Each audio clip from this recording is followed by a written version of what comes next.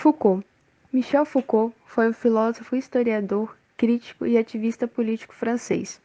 Seus trabalhos abordam temas como poder, conhecimento, discurso, sexualidade, loucura, entre outros. Foucault foi influenciado pela filosofia da ciência francesa, pela psicologia e pelo estruturalismo. Já sua atuação política foi determinada sobretudo pela desilusão com o comunismo e pelo movimento de maio de 1968 na França. Suas ideias inspiraram tanto críticas quanto apoios que influenciaram diversas áreas, como arte, história, sociologia, antropologia e muitas outras. Agora eu vou falar sobre o conceito de curar e adestrar, vigiar e punir. Foucault traz a questão a ser discutida sobre as sociedades disciplinares, que com a Revolução Francesa abriu caminho para o surgimento de novos valores e também novos saberes, como a biologia, a psiquiatria, a economia, a política. Com isso, a sociedade mudou sua forma de tratar os anormais, aqueles que não obedeciam às normas da sociedade ou não se encaixavam no padrão que os eram impostos, sejam por serem considerados loucos, maus, doentes ou monstros. Sendo que, na Idade Média, os que tinham algum tipo de distúrbio mental, eles eram levados ao naudo dos insensatos. Os que tinham qualquer tipo de desvio de conduta eram levados e torturados ou mortos. E os doentes eram levados para hospitais, que eram, na verdade, um verdadeiro depósito de doentes. Já depois do século XVIII, com o nascimento da medicina clínica, os doentes passaram a serem tratados por médicos especializados conforme o problema. E com isso, as pessoas passaram a confiar no médico por ele saber mais de seus corpos do que elas mesmas. E dessa forma, quando seu corpo ele estivesse doente, ele era levado ao médico para voltar ao normal. Que assim foram surgindo as expressões como temperatura normal e peso e altura normal. Com esse termo normal, nos traz para a atualidade, que traz o padrão de beleza, de uma forma que somente os corpos magros são considerados bonitos e saudáveis, sendo que nem sempre isso é verdade. Foucault, ele também fala sobre o adestramento por parte da escola, no qual os indivíduos são colocados em instituições para moldar sua conduta, disciplinar seus comportamentos e formatar aquilo que pensam. Um exemplo disso nos dias atuais foi quando teve aquela ideia sobre a reforma do ensino médio, no qual seriam reduzidas as disciplinas de ciências humanas e com isso poderiam por acabar gerando um impacto para as próximas gerações, já que sem as disciplinas humanas, os estudantes eles ficariam suscetíveis à alienação.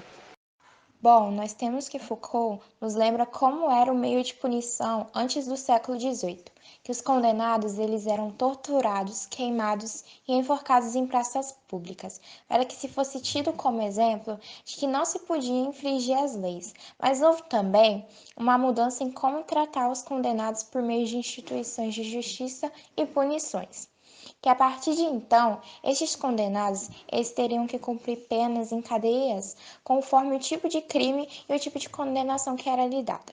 Um exemplo é o crime de roubo, que a pena prevista era reclusão de 4 a 10 anos e multa. E por fim, panóptico. O panóptico ele é usado para se designar uma penitenciária ideal, que permite que um único vigilante observe os prisioneiros, sem que possam saber que estão sendo observados. Um exemplo muito comum no nosso cotidiano é o programa de TV BBB Big Brother. Nele, cria entre os seus jogadores um controle psicológico que faz com que os mesmos fiscalizem as suas atitudes, tais atitudes que podem levar à sua eliminação pelos espectadores. Corpos dóceis e o saber interessado. No século XVIII, o corpo é descoberto enquanto uma fonte inesgotável de poder, enquanto máquina, sistema e disciplina.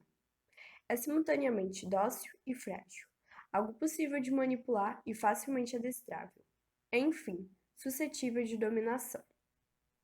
Segundo Michel Foucault, produzem-se corpos dóceis, isto é, corpos obedientes e bonzinhos que não contestam e que apenas se deixam instruir. É dócil um corpo que pode ser submetido, que pode ser utilizado, que pode ser transformado e aperfeiçoado. O corpo dócil se faz na união dessas duas características, utilidades em termos econômicos e docilidade em termos de obediência política. A fórmula é simples. O corpo dócil é tão obediente quanto produtivo. O soldado mais mortal e que obedece ordens mais prontamente. O aluno mais quieto e que tira notas mais altas. O trabalhador mais produtivo e menos preguiçoso. O doente mais criterioso na hora de tomar seus remédios e menos queixoso às dores do tratamento. Neste processo de adestramento dos corpos, é fundamental ter claro quais são os recursos necessários para que ocorra seu funcionamento e traga sempre resultados aos interessados. Logo, o poder disciplinar terá como objetivo adestrar as multidões confusas e inúteis de corpos, e a partir daí, fabricar indivíduos obedientes. A disciplina é um tipo de poder que torna os indivíduos meros objetos e, ao mesmo tempo, instrumentos do seu próprio exercício. O objetivo da disciplina como instrumento do poder disciplinar é justamente docilizar o indivíduo, fabricando-o, do ponto de vista social, econômico e político, e assim produzir mais para gerar mais lucros, de forma que homens e mulheres não se revoltem com o Estado. Este poder disciplinar é invisível, pode vigiar sem ser visto, se expressando pelo olhar e exercendo seu controle sobre os corpos em questão, mantendo o indivíduo disciplinado. E é claro que não podemos deixar de nos remeter aos dias atuais, pois estes processos deixaram consequências que ainda se sustentam, já que, segundo Foucault, a dominação impõe obrigações e direitos, fazendo com que surjam marcas nas coisas e nos corpos. Podemos utilizar como exemplo a militarização de escolas públicas, proposta que foi bandeira da campanha eleitoral de Jair Bolsonaro em 2018 e se tornou uma das prioridades do presidente para a área da educação, sendo apresentada como alternativa para conter a indisciplina e, indiretamente, melhorar a aprendizagem. Foucault compara o treinamento escolar com o dos soldados, pois em ambos é permitida apenas a troca de poucas palavras. Deve, na realidade, reinar um silêncio absoluto, que só é interrompido por sinais como gestos, sinos, palmas ou um olhar do mestre. Assim, obedecer às ordens é essencial. A escola vai utilizar de mecanismos disciplinares para docilizar os corpos dos educandos, usando de recursos educacionais que têm como finalidade tornar as crianças e os jovens obedientes, dóceis, produtivos e aptos para o trabalho, sem lhes dar um espaço de reflexão acerca da sua posição na sociedade ou no mundo. A escola que padroniza estudantes, proíbe diferenças de diálogos, sem pluralidade de ideia, não está de acordo com o direito à educação da Constituição Federal. A Constituição vê o direito à educação visando o pleno desenvolvimento da pessoa e seu preparo para o exercício da cidadania, não só a qualificação para o trabalho. Em uma escola cívico-militar, contestar, principalmente contra o sistema, não é permitido, pois vive-se uma falsa liberdade, já que se está envolvido em um sistema que busca cada vez mais alunos e, posteriormente, trabalhadores que agem de forma mecanicista. O próprio ministro da Educação deixa claro que o programa não é para formar melhores cidadãos ou seres humanos com maior capacidade crítica, mas sim para garantir que nossa bandeira verde e amarela jamais será vermelha. A fala ocorreu no anúncio das novas 54 escolas cívico-militares em 2020. Neste caso, a educação está sendo usada como treino e domesticação, se opondo à educação que é a formação de um homem livre e sadio, tendo papel de construção social, não de controle social. Agora vamos falar sobre o conceito de biopoder. Entre os anos de 1974 e 1979, Michel Foucault criou um conceito muito importante, o qual estabeleceu com base no poder e na disciplina. Ele nomeou este novo conceito de biopoder, que, diferentemente do poder, ao invés de ele se referir ao corpo de cada indivíduo, o biopoder dirige-se amplamente à população e a seu habitat. O biopoder pode ser definido em duas formas: a anatomopolítica, que se refere aos dispositivos disciplinares encarregados de extrair do corpo humano sua força produtiva mediante o controle do tempo e o controle do espaço, que podemos notar no interior de instituições como escola, hospitais, fábricas, etc. Isso se deve ao fato da divisão do trabalho exigir que a população vista como um todo seja racionalmente classificada, educada e controlada, para assim gerar um aumento contínuo na força de produção. Existe também a biopolítica da população, que é voltada a regulações de fenômenos coletivos, ou seja, os fenômenos que ocorrem em massa e que se utilizam dos saberes como estatísticas, censos, os quais permitem gerir as taxas de natalidade, fluxos de imigração, epidemias, aumento da longevidade, etc. O biopoder é uma estrutura que estuda como garantir a vida do indivíduo, buscando saber sobre as melhores condições de bem-estar social. O objeto do biopoder mede, calcula e provê a sociedade como um todo. Por exemplo, é preciso garantir o direito à educação infantil para todos. O que fazer para alcançar esse objetivo?